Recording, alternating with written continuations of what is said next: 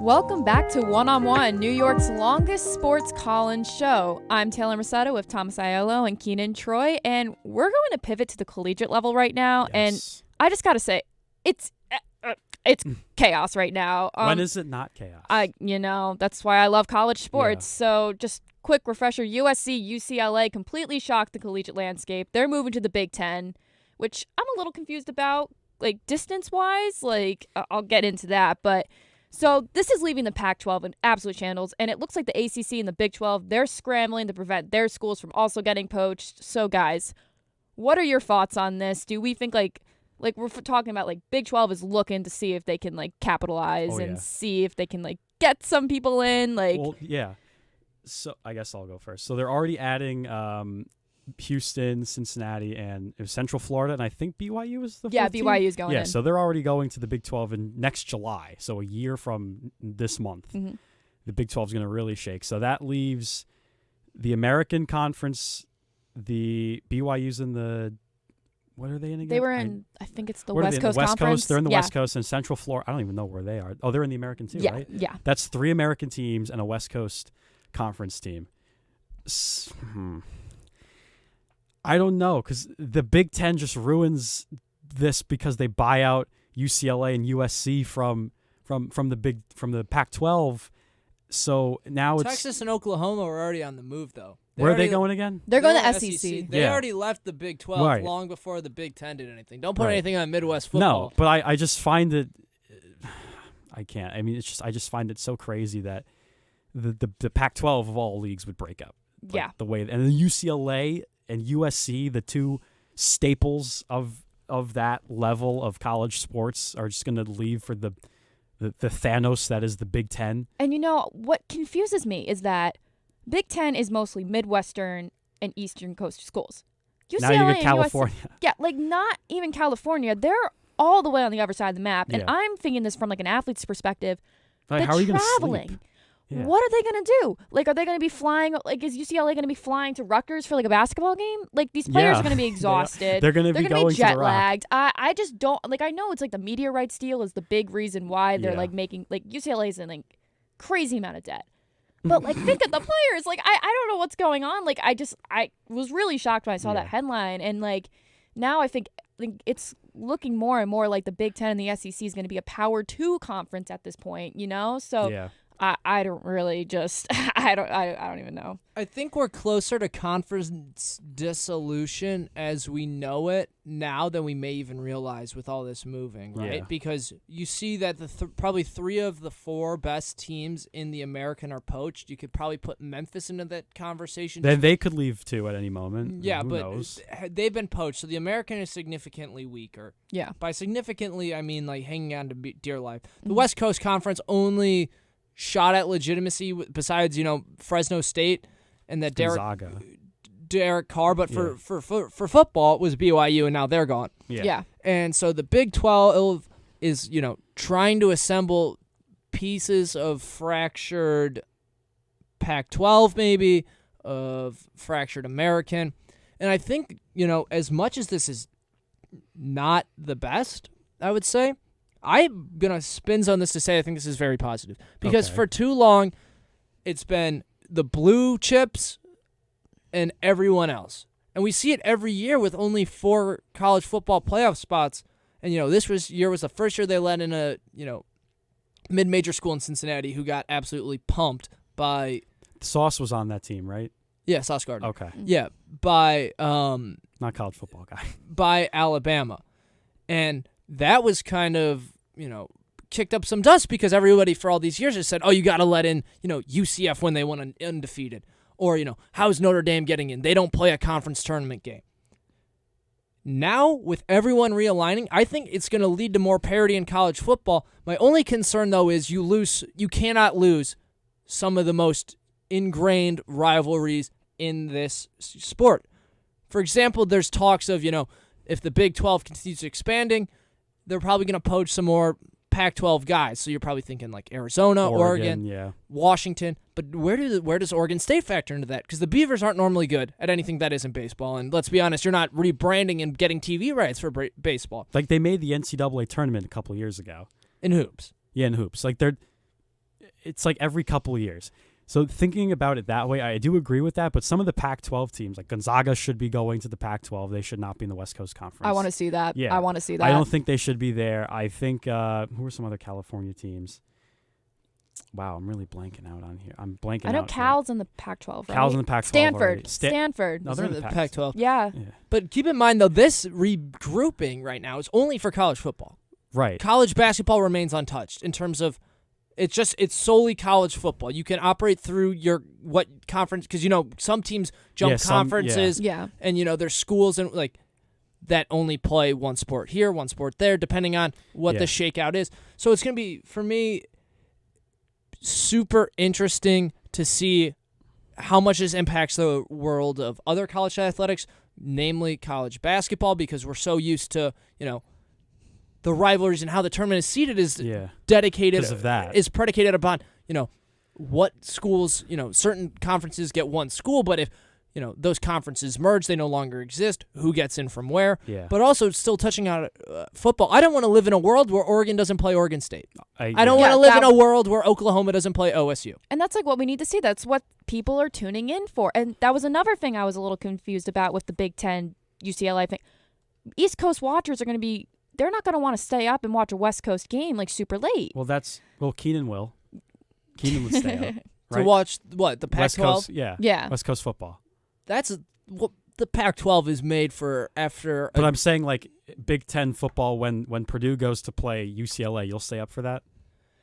Again, I don't know, because that's where it's like there's so many really layers weird to this just to look at like what is even going to happen. So, but in your mind, Taylor, with this going on, because now that the Big 12 wants to expand, there was a rumor I saw on Twitter I mentioned this on the last time I was on the show. His name is Mark Fiscarelli, Big 12 source, and this is for mostly for basketball, but this also affects football.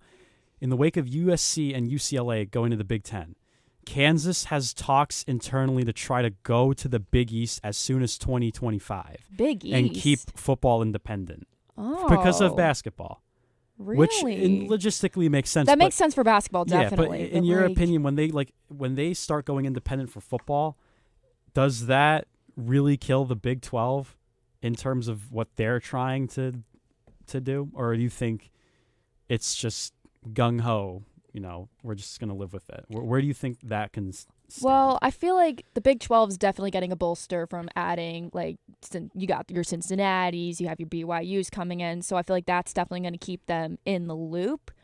But yeah, the independent teams, that's just a little, not whatever, something, I don't know. I mean, it definitely makes sense from a basketball standpoint, especially with Kansas, but Kansas football, is Big 12 really Who's going to too Kansas much? To go to the NFL? I don't know. Does anyone, I'm actually serious, does anyone know who has gone through Kansas to the NFL? Can't that has been name. half decent. No clue. Not a clue? Yeah. No?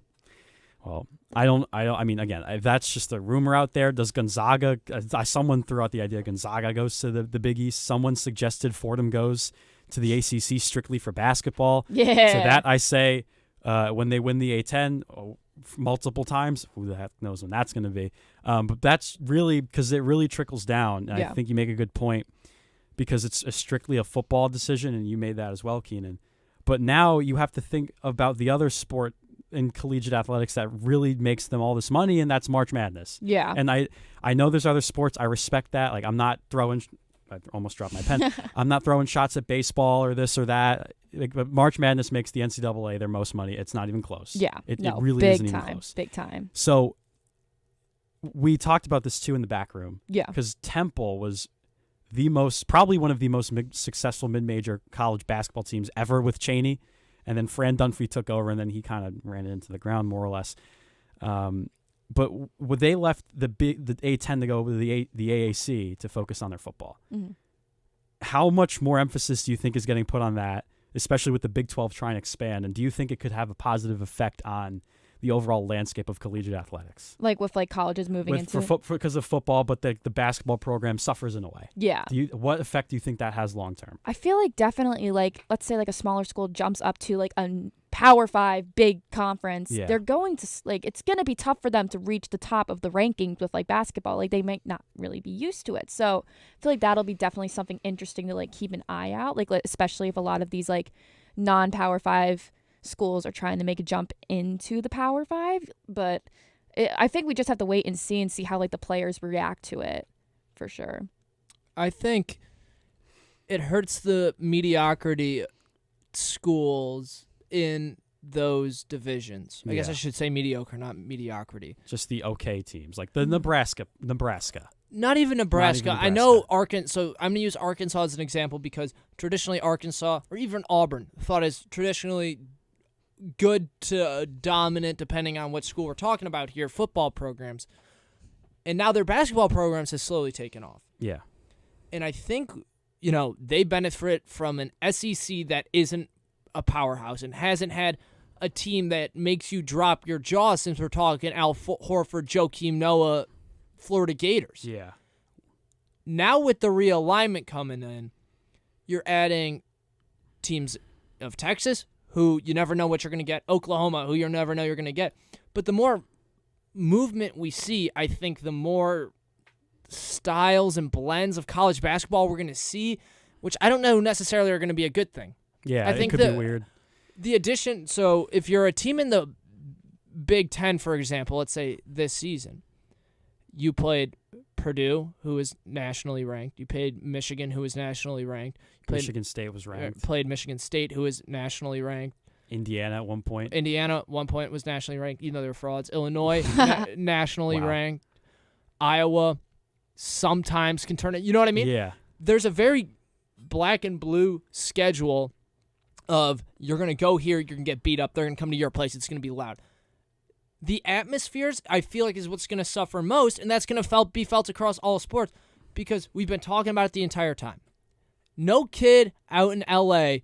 is going to see the University of Wisconsin come to their place, another team nationally ranked, come to their place to play football and really care because they don't know anything about this school. Yeah. And more importantly, there's no history and tradition in a sport, especially in college football, that's rooted in history and tradition. Yeah, probably more than any other sport, maybe baseball professionally.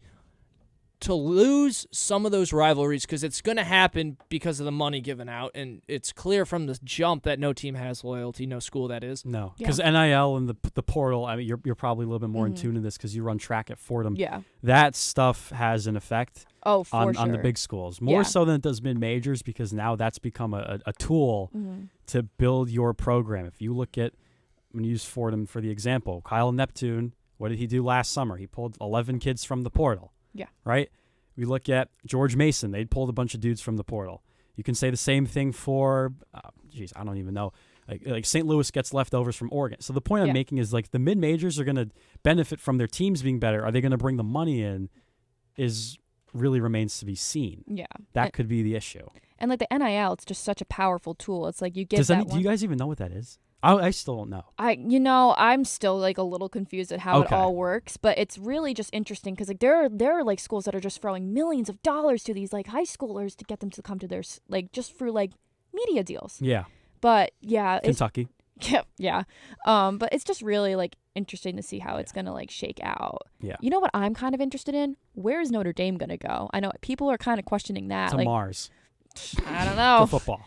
Because everyone's saying I think if they the way they're independent in football just confuses me so much. I think that's so annoying. I agree think with they just need to join a conference. But I feel like if they do join the Big Ten, which I'm hearing rumors about, and then there's other rumors about like Oregon and Washington hopping in on that too, it's gonna be crazy to like even think about. My closing note on that is if we see all this conference movement, the football committee is going to have to force it to go to at least 8-team playoff. Oh, yeah. Because they have to. There's no way. I really hope that happens. They should have done that already. If you have Ohio State, Michigan State, Notre Dame.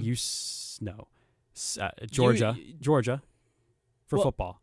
Well, I'm talking about the Big Ten. Okay. So Ohio State, Michigan State, Notre Dame, Wisconsin, UCLA, USC. Say one of those teams is good. So say 6 quality teams in one division.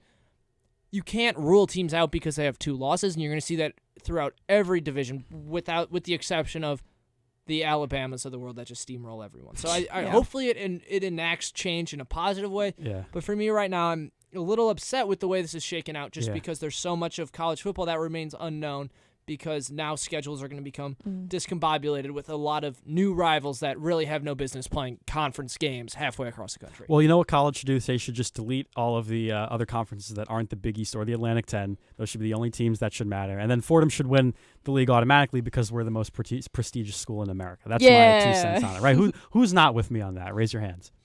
Kennan didn't raise his hand. Okay, there you go. See, that's my brilliant idea. I'm obviously joking, but the Big 12 realignment, who knows what's going to happen with college athletics, but we're now